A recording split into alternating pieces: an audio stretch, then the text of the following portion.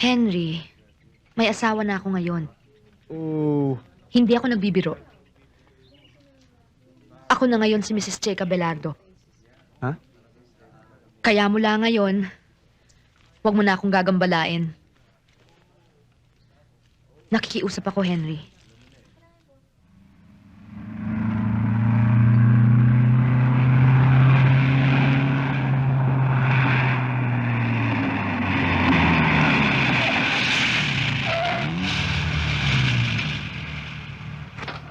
I'm sorry. Oh, pasusundo na lang kita kay Rudy mamaya. Okay. I have a business meeting sa Manila Hotel. Baka gabihin ako. Salamat, Checa. Good luck. How do you feel now that you're back to school? First day ng classes mo, ha? Ninenervyos ako. Take care. Okay, you too. Bye-bye. Bye.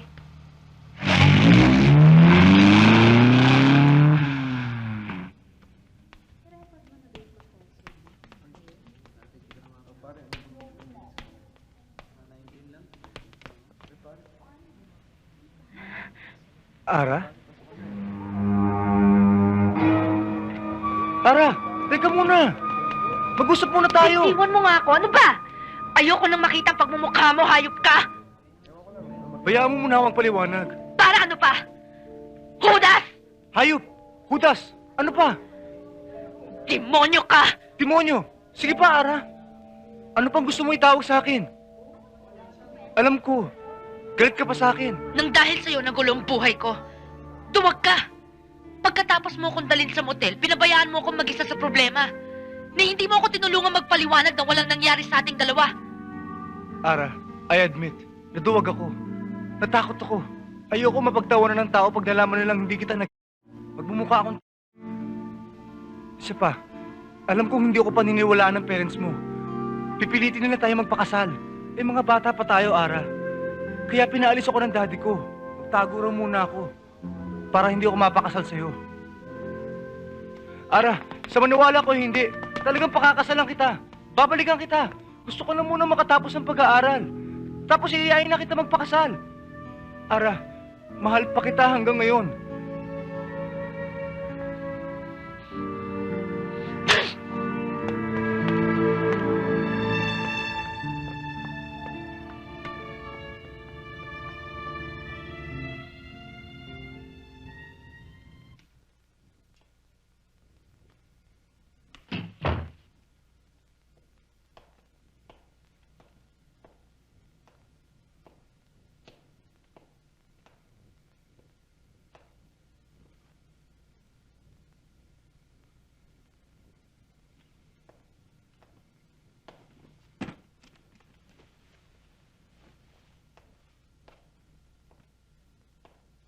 Ara? Is there anything wrong? Bakit, ha? Jake, napakaliit nga pala ng daigdig. Nagkita ulit kami ni Henry eh. Henry? Si Henry Ortiz. Oo. Yung dati mong, Iisa pala pinapasukan naming university. Sa dami ba naman ng eskwelahan dito sa Pilipinas, doon pa siya pumasok? ginugulo ka ba niya? Hindi naman. Kaya lang, Kaya lang ano? Gusto mo naman siya makita uli, hindi ba? Jake?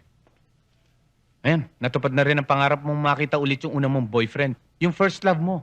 Yun na...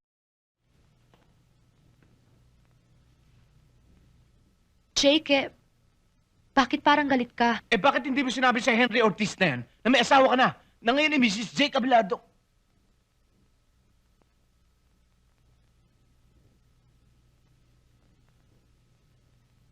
Sorry.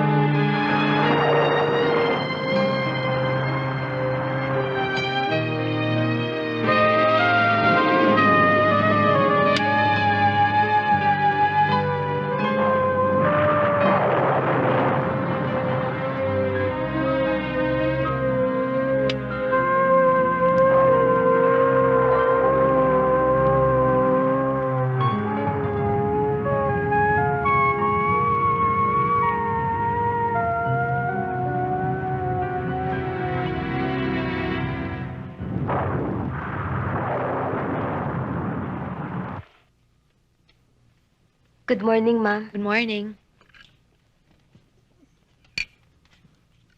Thank you. Good morning, sir. Good morning. Hi, Jake.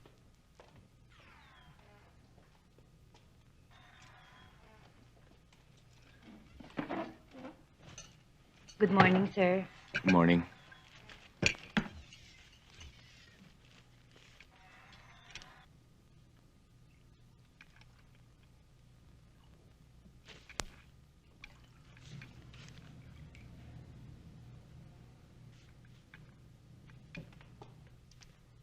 Nagising ako kaninang umaga at nakita kong pareho bukas ang ilaw sa mga kwarto nyo.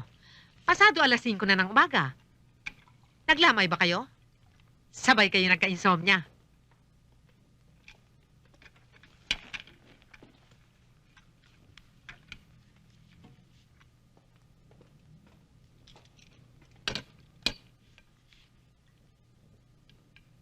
Teka, para kung walang kausap dito ah.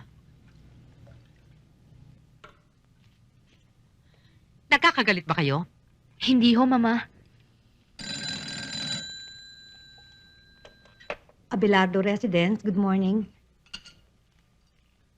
Sandali lang ho. Sir, si Miss Arian ho.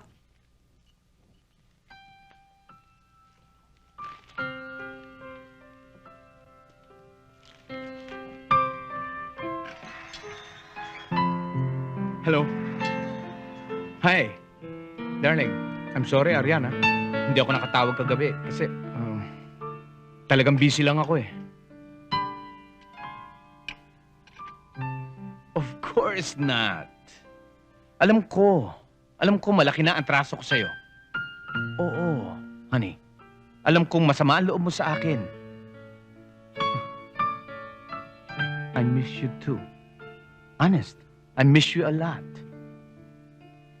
Huh? This weekend? Why not? Yeah, sure. Let's discuss it on Friday. Oh, sige. I'll ring you back. I love you too. Bye. Jake, paalala lamang. Habang mag-asawa kayo ni Ara, iingatan niyo ang pangalan natin.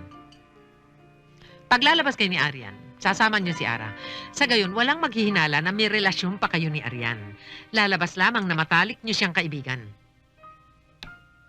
You started this game. Stick to the rules.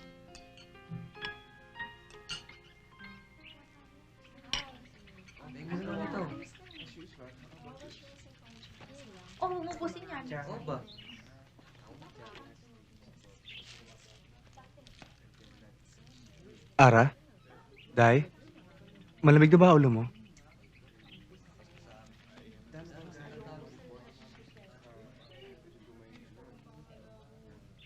Napatawad mo na ba ako?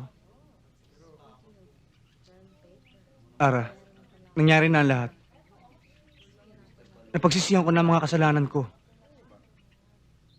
Tinanggap ko na ang mga pagkakamali ko.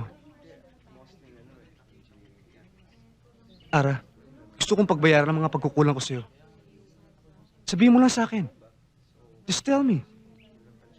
Kung gusto mo, lulod pa ako sa harap mo. It's useless. Bakit ba? Ara, may right pa ako sa'yo. Ano? Hindi pa naman tayo nagbe-break, di ba? Mag-shota pa rin tayo. Nagkahiwalay lang tayo. Pero ngayon ay paliwanag ko na sa'yo lahat. At alam mo mahal pa kita. At alam ko mahal mo pa rin ako. E di, mag-shota ulit tayo. Henry, may asawa na ako ngayon. Oh, Hindi ako nagbibiro. Ako na ngayon si Mrs. Checa Belardo. ha? Kaya mula ngayon, huwag mo na akong gagambalain. Nakikiusap ako, Henry. Please.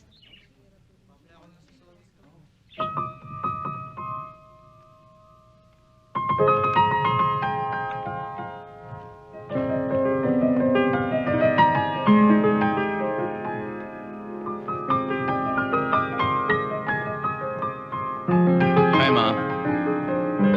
Alam mo na ba, Jake? Tungkol saan, ma? Naibalita sa akin ni Ara kanina na nakipagkita sa kanyang dati niyang boyfriend na si... Na si Henry Ortiz. Oo, kahapon daw. At saka kanina. Ang mabuti pa, Jake, habang maaga pa, ilipat na natin ang eskwela si Ara. Pabayaan mo siya. Jake,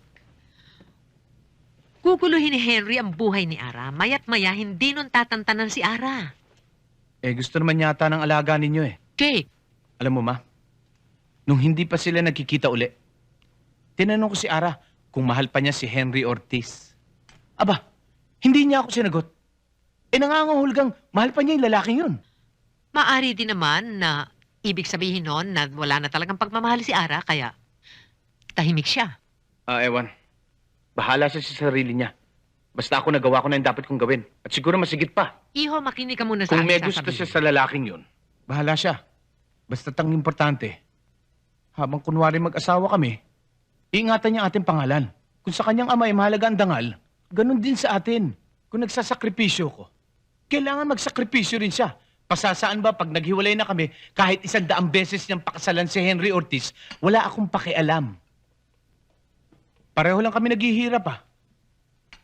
Hindi na nga namin magawa ni Arian ang gusto namin gawin eh. Kailangan hindi rin nila gawin ni Henry ang gusto nilang gawin. Ang dami mo namang sinabi, Iho. Alam mo ba na ipinagtapat na ni Ara sa Henry Ortiz na yan na may asawa na siya?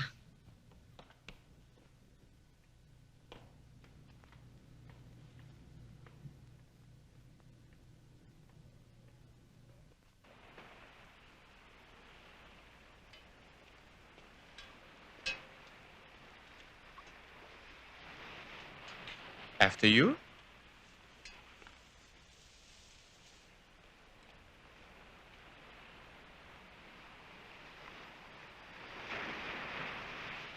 Oh, I'll see you later. Okay. Take care.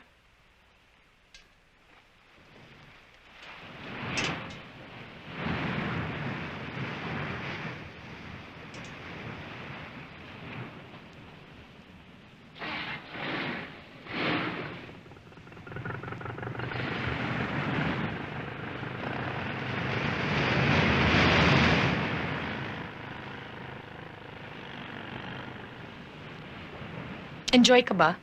Oo, ang ganda-ganda nitong lugar na ito no? Buti ka pa. Ako hindi eh. Bakit? Tignan mo naman, Ara. Just imagine the hurt I feel. May boyfriend ka nga, pero committed naman siya sa iba. Akala ko, nasanay ka na sa situation na yan. Sabi sa akin ni Jake, Isip-isipin mo na lang, ha? Boyfriend ko nga siya. Pero hindi naman niya ako mai-date na hindi kasama ang kanyang asawa.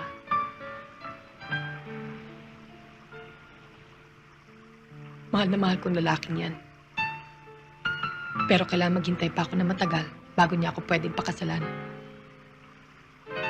At sa mata ng mga tao, kirida lang ako. At kung sakasakali naman magkaanak kami, illegitimate ang bata, bastardo.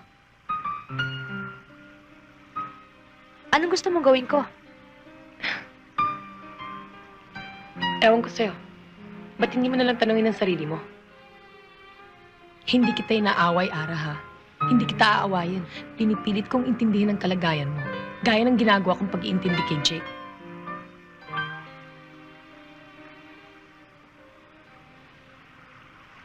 Huwag mo nalang sabihin kay Jake na ibinuhos ko sa'yo yung lahat ng sama ng loob ko, ha? Ipangako mo lang sa akin na kailanman ay hindi dapat malapit ang kalooban ni Jake sa'yo. Ikaw din, Ara. Hindi dapat malapit ang kalooban mo kay Jake.